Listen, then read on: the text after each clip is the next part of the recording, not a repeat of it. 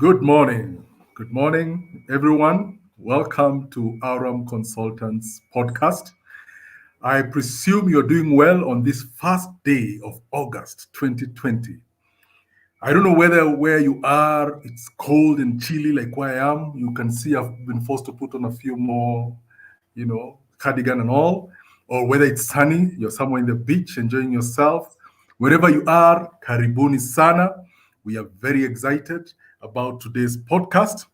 As you remember, last week we had a wonderful session, the part one of the topic managing recruitment and selection. And the session was off the charts. Yeah, it was hot, it was lively. We got tremendous comments, and some of them we actually thought it's important to invite our guests back today. And I would like to introduce them. We have Zipporah Kuria, HR consultants here, HR partner here at Aurum Consultants.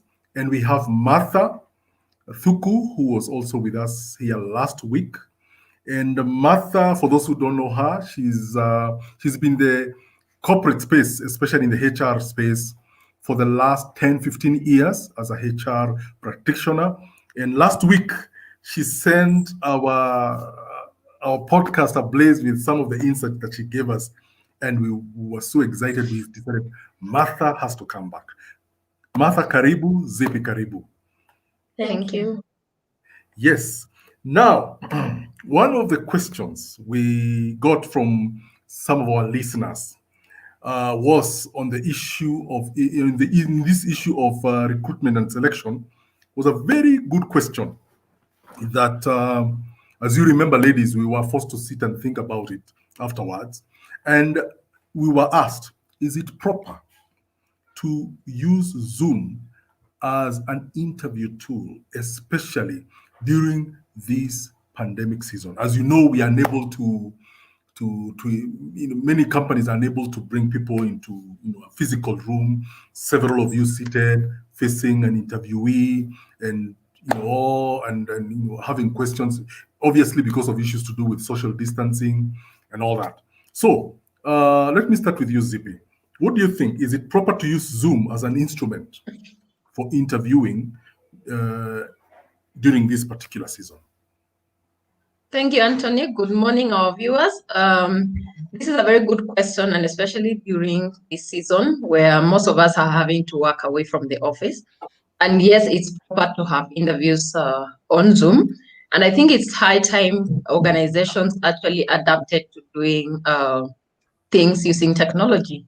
It's no longer the old times where interviews had to be done face to face. And this is something that has been done world over, where interviews are actually done online. And, candidates get to actually meet the people in the organization in the last meeting, so to speak, when they are about to just get engaged. So interviewing online is something that as organizations, we need to adapt, and we need to start using technology to recruit people. And if I may add, Tony, Yes.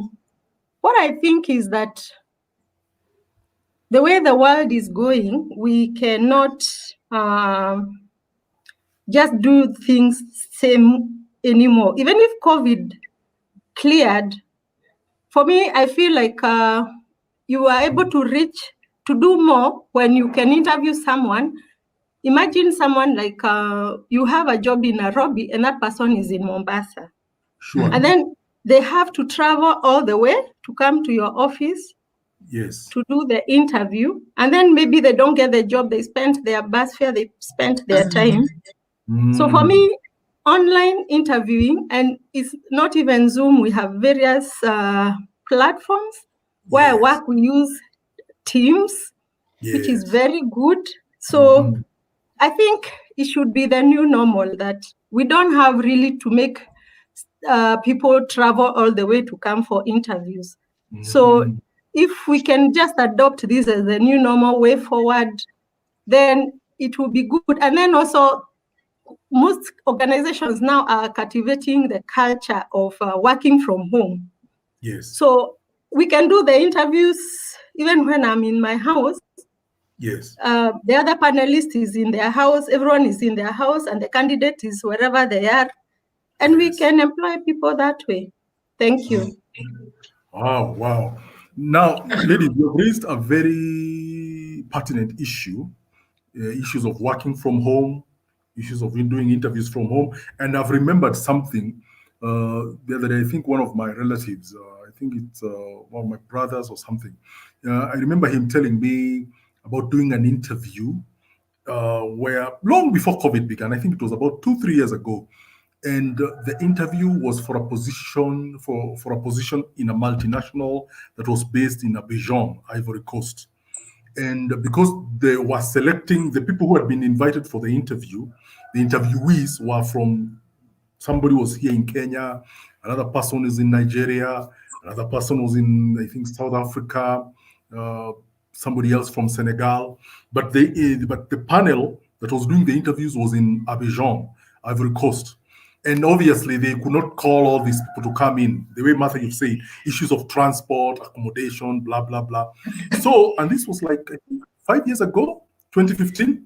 And the interviewees were forced to be, that time, I think people were using, there's this, the Skype, I think it was Skype, where the person in Kenya, South Africa, Nigeria, Senegal, wherever, they were put, everybody had to get their Skype call, their Skype available, and they were being interviewed that way. And you can imagine some of them, there had to be interpretation, French, obviously English. And therefore, as you say, there is a precedent to this kind of thing.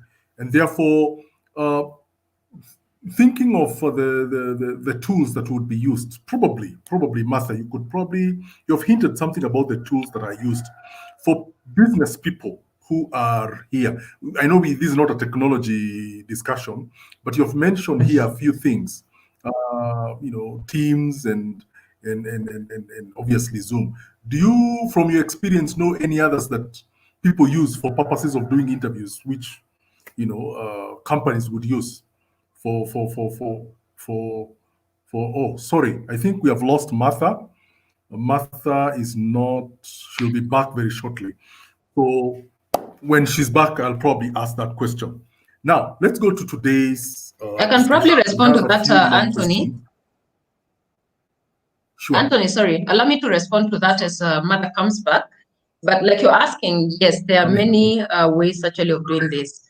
We not only have Zoom and Teams, we also have the option of using Skype, which has been there for a very long time. And like I've said earlier, it's time for organizations to adapt or pivot into using technology in order for them to be doing interviews online. And I think it's also going to be a season where candidates actually have a leeway to find out, is it a possibility for me to do this interview online as opposed to me traveling all the way? You've mentioned about having to interview for a position that is an international position. Are you going to allow a candidate to travel all the way to just come and do an interview for a job probably they will not get? So as HR professionals, we need to at least start thinking about technology and also make actually the interviewing process more easy for the candidates and less tedious for the candidates. So there are options that we can use, and I think we need to actually change our way of doing it. Thank you for that. Thank you for that. To our listeners, our viewers, wherever you are, please post your questions. We are looking forward to listening to some of them. Some of the questions we got last week were very insightful. And today, we want to discuss a few things in addition to what we discussed last week. From the perspective of the interviewee, we've been discussing matters from a HR perspective, from an employer's perspective, from a business perspective. But we noticed last week, some of the questions were coming from people who are looking for job opportunities. They may be senior executives who are looking to shift to other positions elsewhere. And some of the questions were very insightful. Like, for example, and this one I'll put it as number one and ask both of you to help us here. Now, somebody asked, what are some of the things to prepare for in an interview before final selection? As in, before the panelists, before the company decides you are going to pick 4 or 5 people, when you're still preparing, you've sent the invitations out there, people are applying, what would cause somebody to stand out in order to be called for the second part of the interview before the final candidates are picked out? I don't know. I think, Martha, could you probably give us your insight on that? Thank you so much, Tony. Maybe if I heard you well, you're Yes. asking what the employer should check from the candidates who have applied for a position. So if that is the I'm question, asking from the from that? Yeah. I was asking if I'm an applicant, I've applied for a job, I've sent my application, and I know there will be what would cause my application to stand out for me to be picked when they are doing the second selection. The second selection before now they hire. What would cause my resume to stand out? First and foremost, as a potential candidate, what you should know is that there's a lot of people who apply for positions. So you have to position yourself in a way that you can stand out. As you're applying that job, you must examine where you're applying that job. You look at the JD that has been advertised. And you find out what does your qualification say, your experience and all.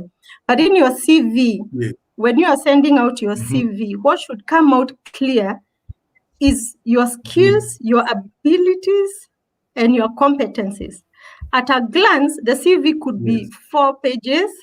Most people don't have that time to read the whole CV. But what is capturing at the front page is more important than anything else you write.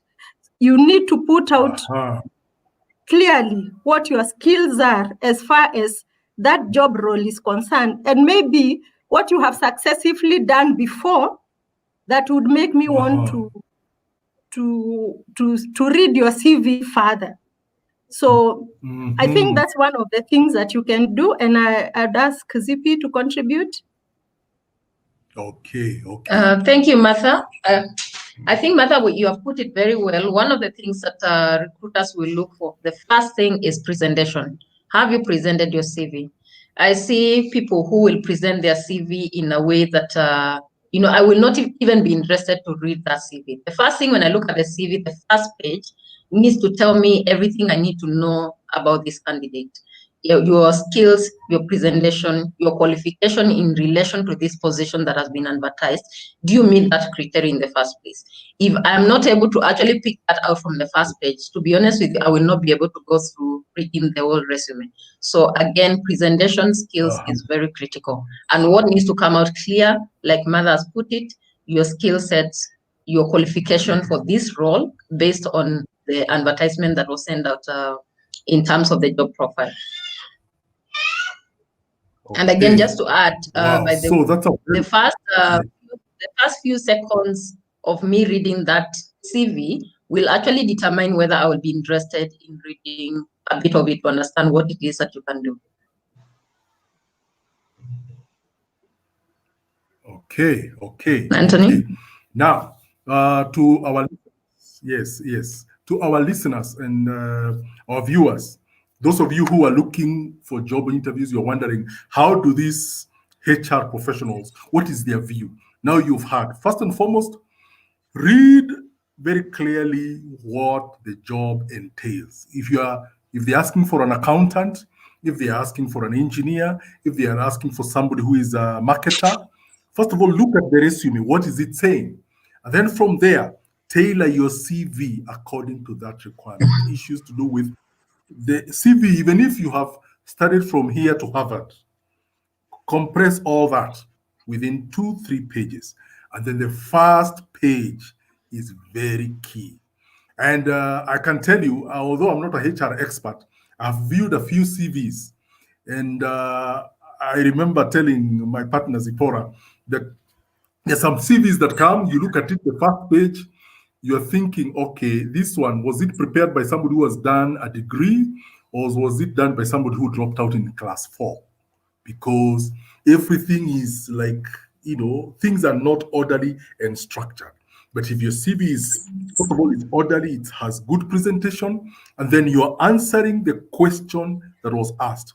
We want somebody qualified in this particular skill set. Have you prepared that on your first page? If not, then I can assure you it will be tossed aside as a waste.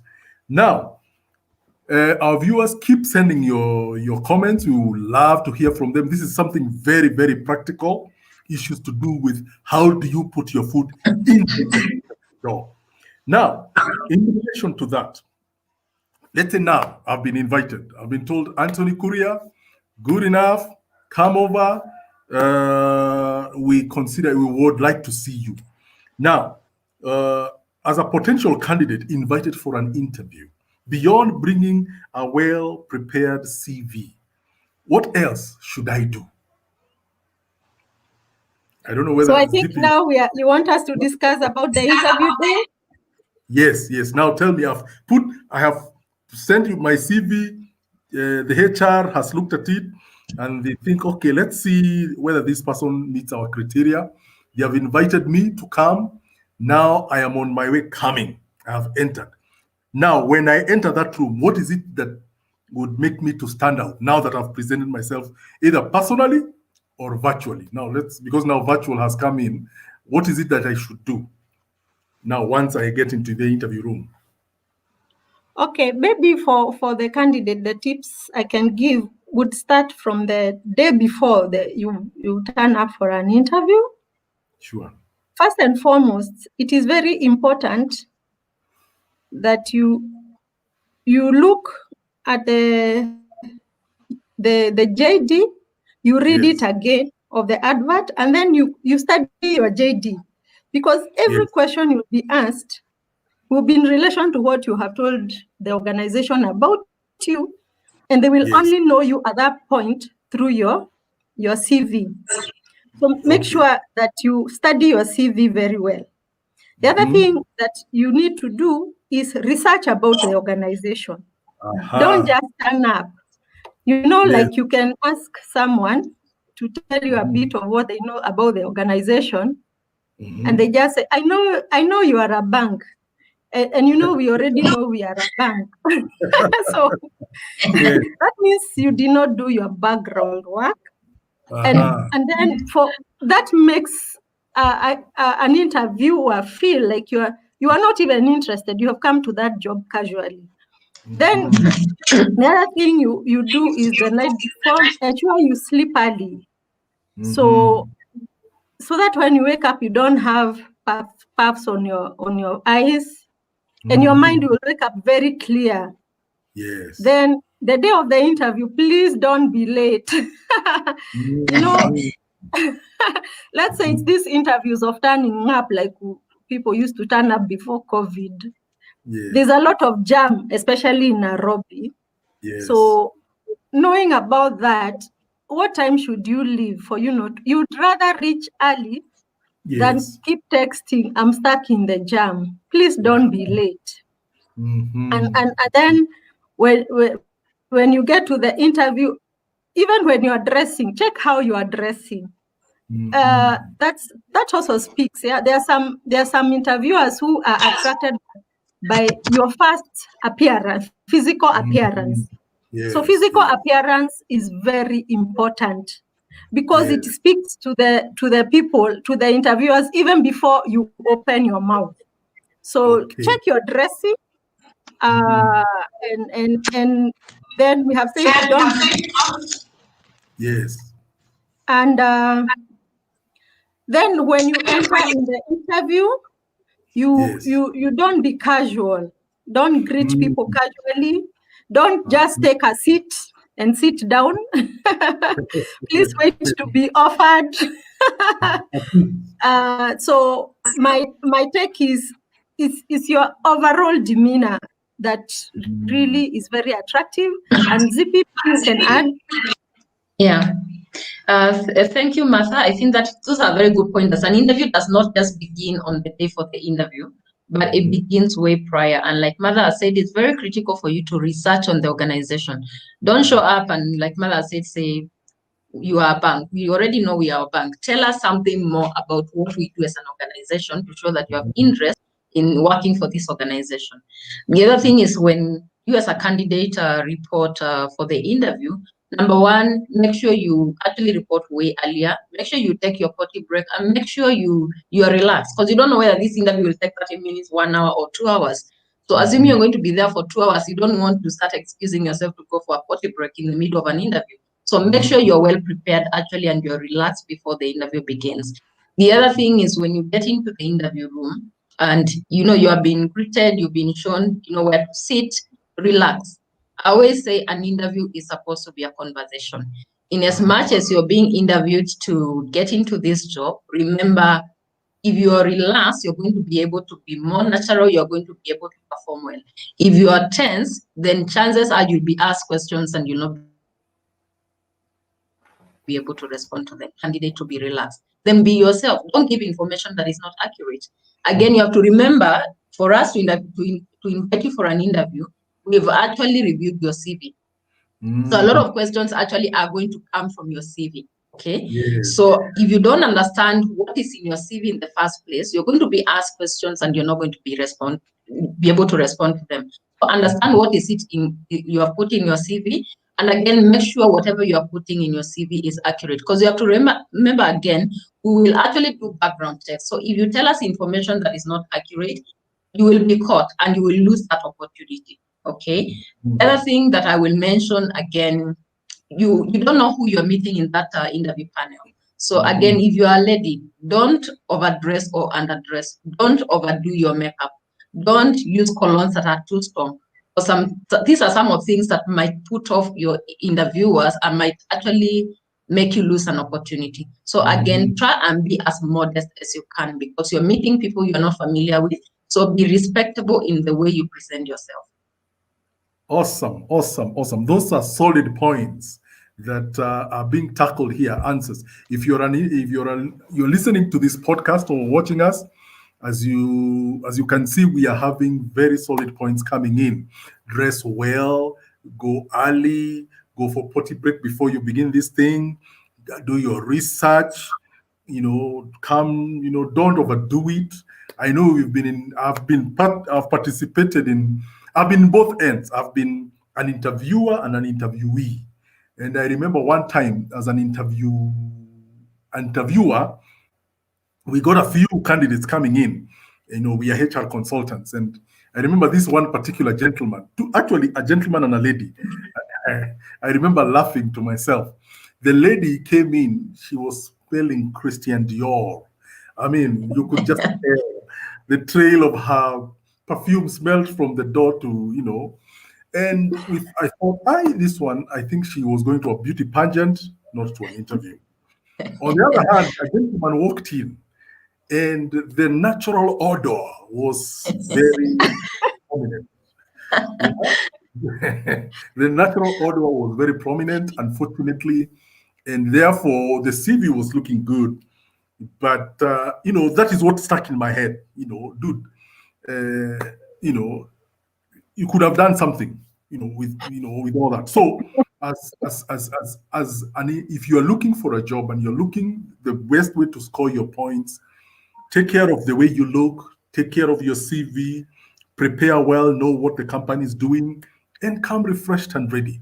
So that by the time you're seated in front of us, you're looking good, your CV is looking good, you've given yourself a very powerful, a very big advantage in consideration. Now, we appreciate the comments that are coming in. Thank you, Lillian Wamboi.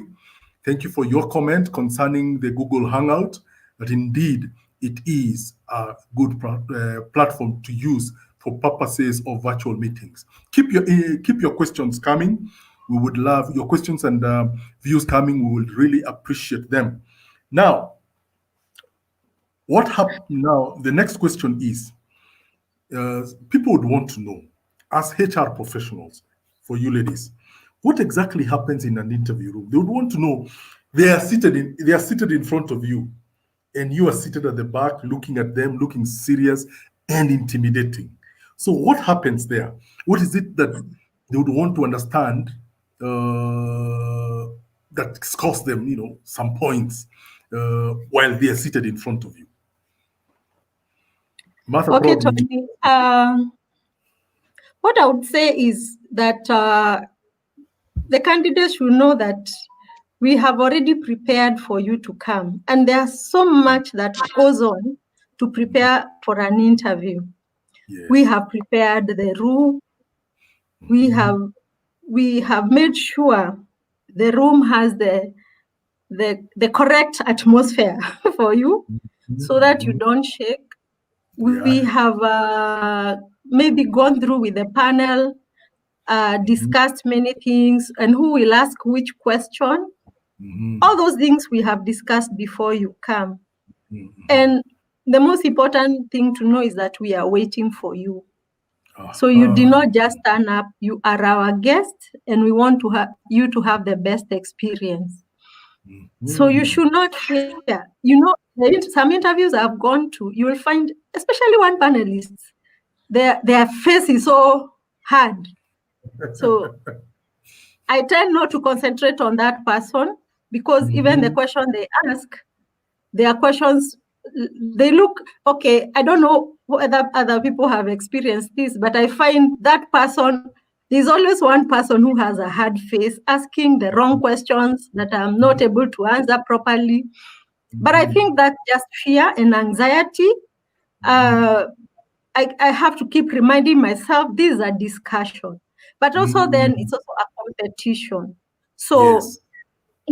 it's just the most important for you to know that there was 1,000 CVs that we chose you through some 1,000 CVs. So you can imagine the probability of you being identified in a number of CVs. So that should maybe like lift you up and say, then I must be very good, because then if there were 1,000 CVs and they called me, then it means I'm good. And so you just be yourself. Yes. Present what you have. You present to us what you have. Let us know what you can offer. And let nature take its course after that. Thank you. Thank you, Martha. Zippy, probably you could tell us your view. Thank you, Mother, for those comments. I think they are very important. And for HR managers, for interviewers, I think it's very important for us to note it's important to get the candidate to feel comfortable, to feel welcomed, and not actually intimidate that candidate. Sometimes, like Mother has said, that those interviewers will throw questions to you just to intimidate you. And really that should not be the purpose, because for this candidate to have actually qualified to get to the interview room, it actually shows they have something that they have to offer. So this is an opportunity for us as interviewers to get to understand this candidate better and to understand whether they might be able to suit in this position. So I keep on saying interview is a conversation, and it's a conversation to get to know the candidate much better. Again, as interviewers, when that candidate has shown up, make some jokes. Don't make it look so boardroom and so serious that the candidate feels intimidated. Yeah, the other thing is, as a candidate, when questions have been thrown to you, listen keenly. Listen to understand what is it that the interviewer is asking. A lot of candidates, again, miss out to hear what is being asked, and they end up answering irrelevant questions. And again, that will put off the interviewers, and they might decide not to continue with that interview. So listen keenly and respond appropriately. Again, if you're able to give examples to your responses, that helps a lot. Identify, this question that I've been asked, is there something that I can relate to? Is there an example that I can give that would validate my response to the questions that have been asked? Again, if you don't know an answer, don't try and fumble around it. There's nothing wrong with saying, I honestly don't have the right response to this question. If you can try to respond to it, try. If you don't know the answer, then don't try and make yourself look a bit silly. Just be professional as you can in responding to this question. So again, there's a lot that goes in an interview room, but it's supposed to be a conversation for you to get to understand the candidate better. And what, Tony, like interviewers would look for, there are some jobs that are so maybe, let me call them kawaida, that, everyone knows A to Z of this job. Sure. So for interviewers, what we look for is, what is this extra that you will bring to the organization? So, you're always looking for that different person. So as a candidate, how can you position yourself to be different from others? How can you stand out? Even if it's just with 1 or 2 scores, how can you stand out so that you don't just answer the questions the way everyone else is answering them? That is very key, and interviewers will look for that, because remember, usually you'll find in an interview, we have between 3 to 5 candidates. And out of those 5, we want the best. And all of them actually qualify for that job. Yeah, actually. So you need to stand out. And you need to position yourself that by the time you leave that place, the interviewers are feeling, we need to recruit that person now.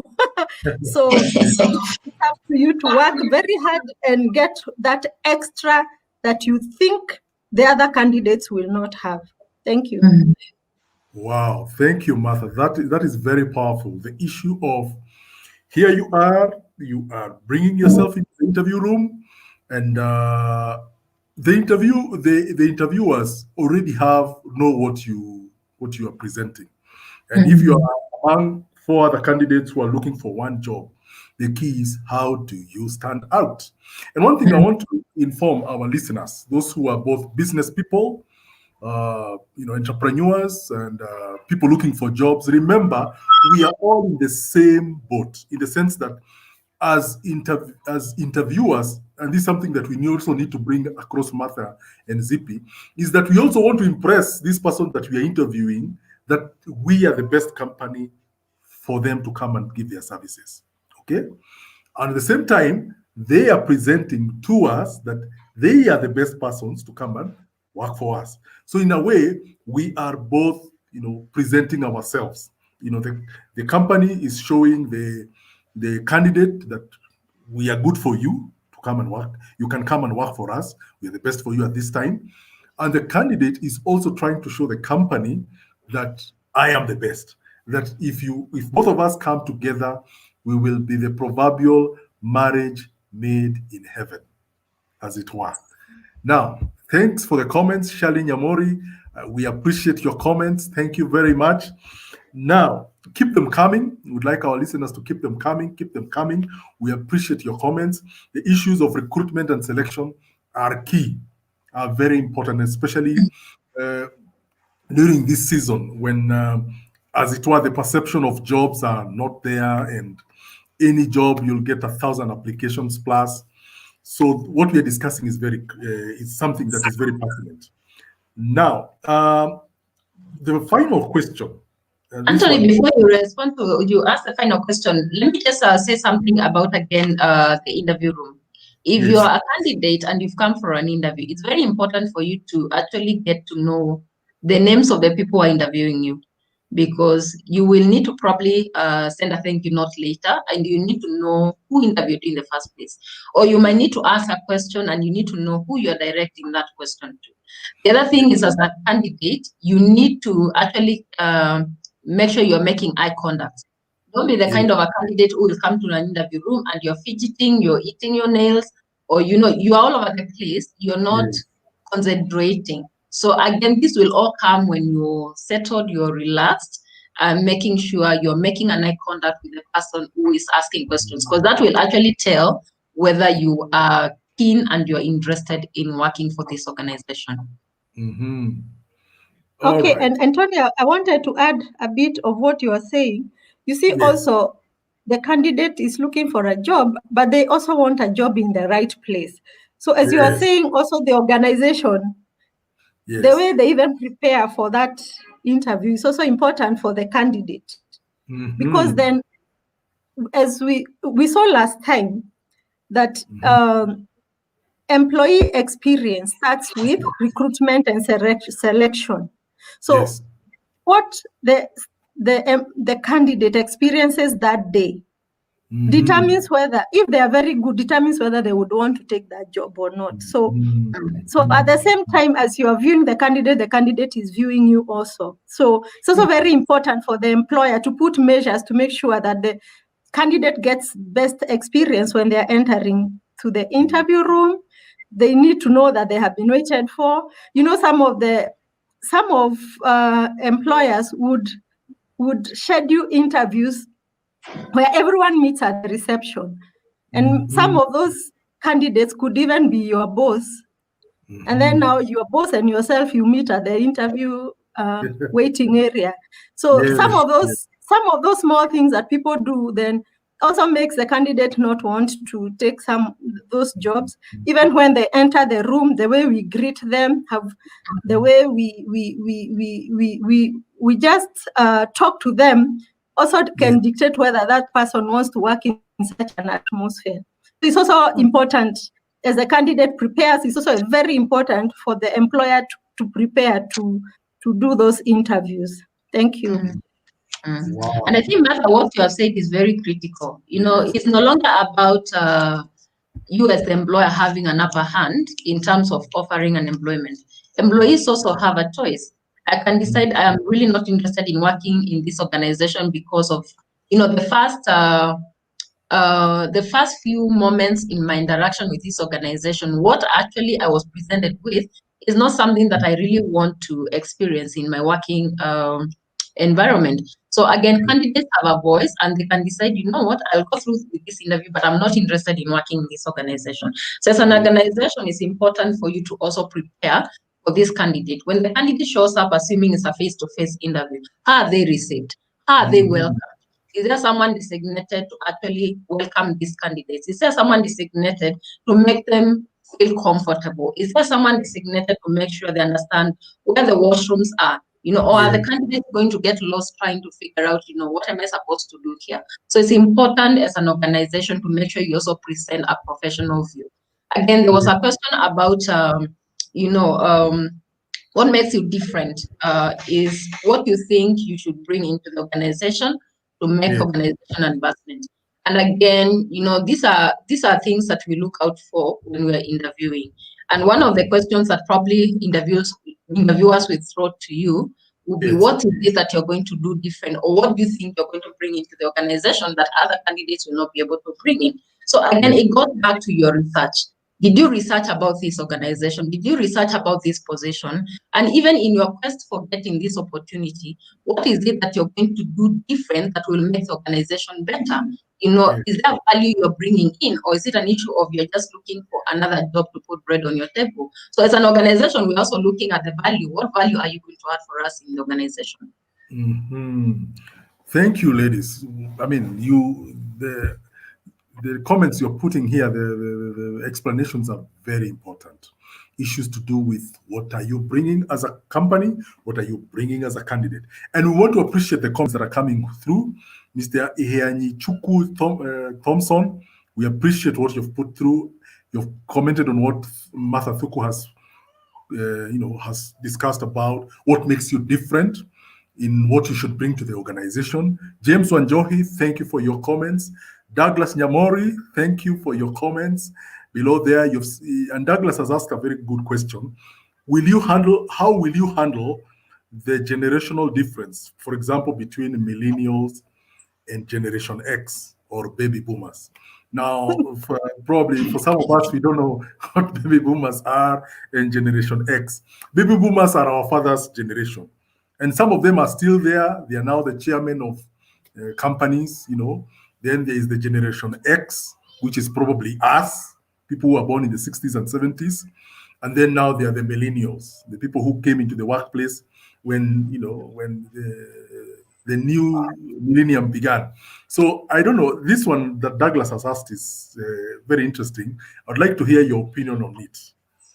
Martha, probably you could give us some ideas. So why I'm smiling is because that's a very interesting question, because you'll find, especially the current generation, they're so different. So we are saying that you present yourself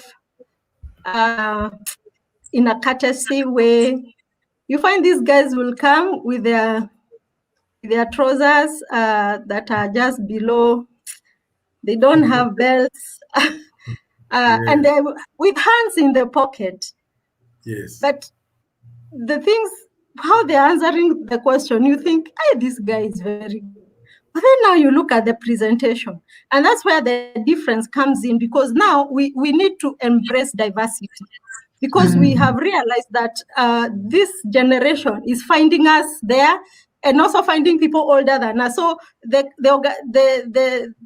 employment world has everyone now in the organization. And so we must have policies on how to handle each generation, because then you find you must handle differently some of these people. You can't give the restrictions you have for the older generation to these new guys.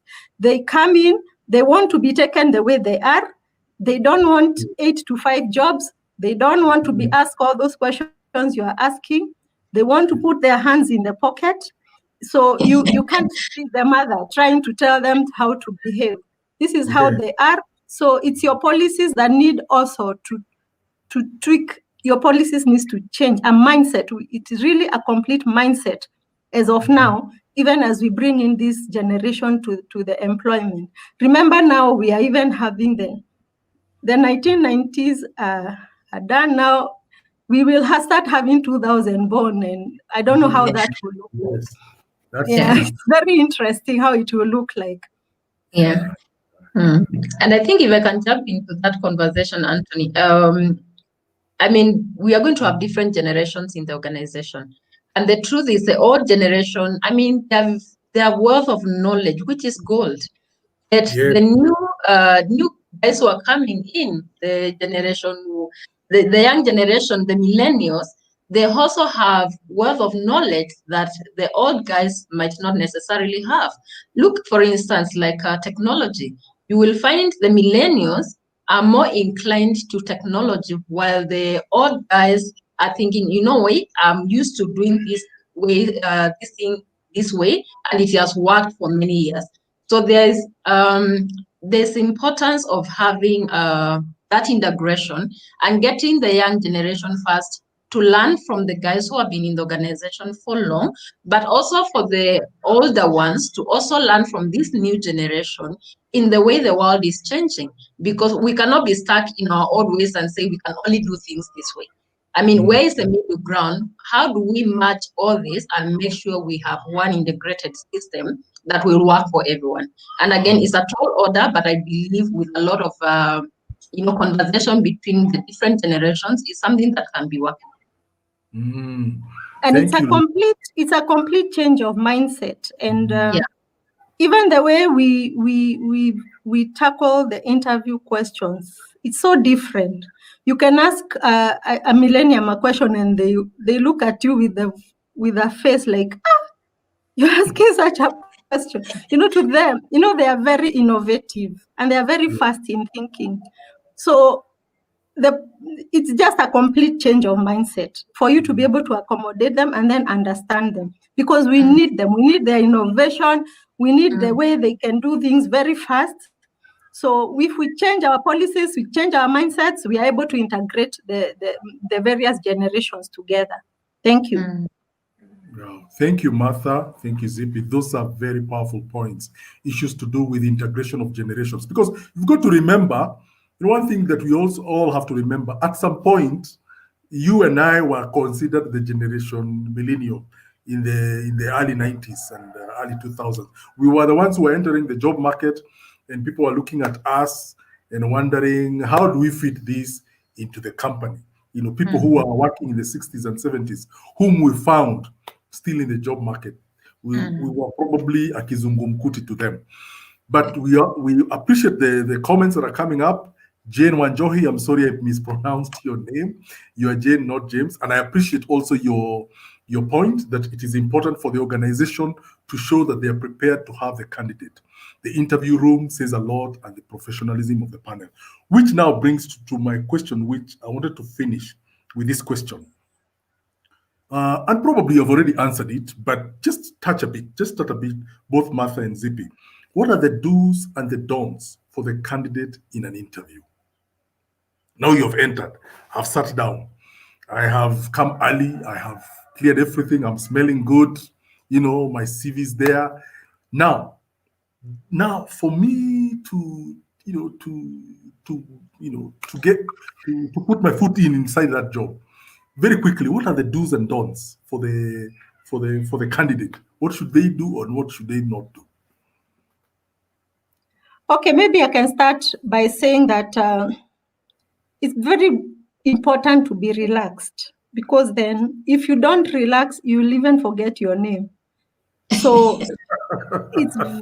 it's very important you be relaxed. It's very important you listen to the questions carefully. It is okay to write it down so that you get it clear. As Zipporah said earlier, it's very important you get the names of the panelists who you will be introduced to, so that even when you are responding, you're able to respond to Mr. Courier. From your question, you ask this and this. Is very important to do that. It's also very important that you don't look or sound casual. So professionalism is important. The most important key is you hit your key points. You are selling yourself like you're selling a product.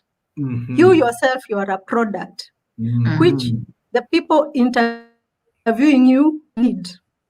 So because you have done your research, you know what they need. So even when you are asked to introduce yourself, the most important thing is make sure you hit those notes of what you have done before successfully, and given the opportunity, what you can offer them. From maybe their website that you checked, you realized A, B, C, D, and you think this is what you can do to solve that issue. Remember, everything is about demand and supply. You sell something to someone who needs it. So convince the people in the panel that they need you because you are able to solve this and this issue in their organization. Good. Zippy? Yeah, if I can just add on to that, again, as a candidate, when you come into this interview, like Mother has put it very clearly, be relaxed.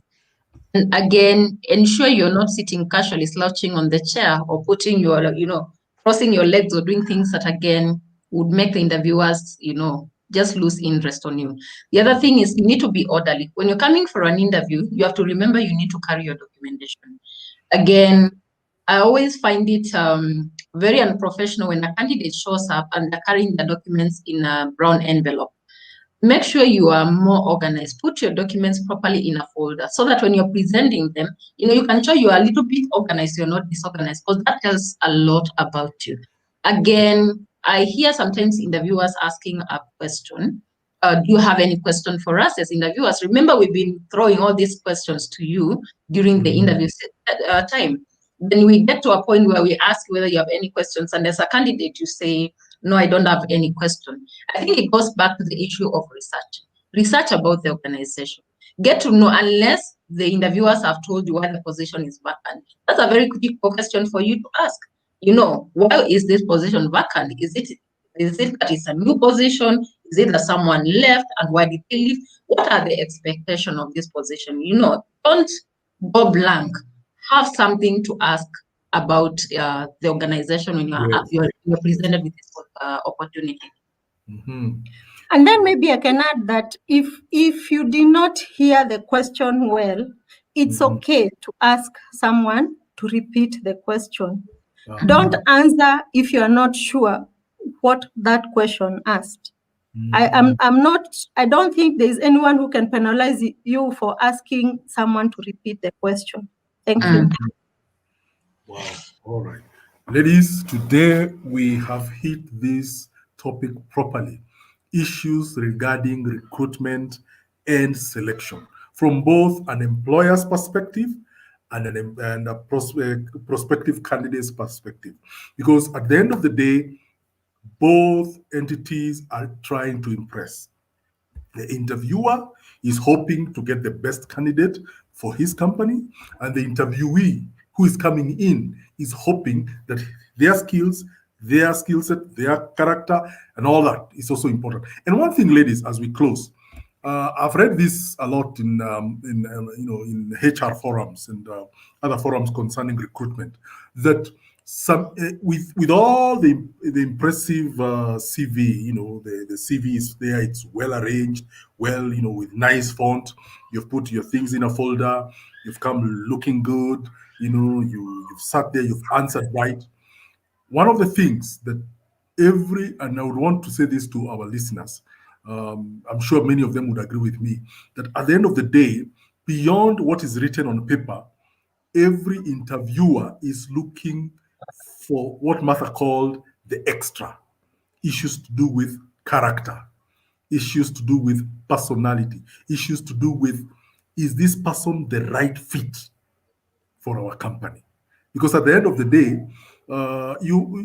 I've seen Martha, you can confirm this, and Zip, you can also confirm that sometimes you do select the people who do not have the most, who do not have the most qualifications in terms of academic qualifications. There's something that goes beyond just qualifications and looking good. There's that extra, the issue of character, the way it comes out. But then that one requires, for you, the interviewers, to be able to find a way to draw that one out. Now, we appreciate all your comments. We thank you, Jane Wanjohi. You've asked a question concerning what would you advise a candidate if the panel member asks a personal question that seems intrusive?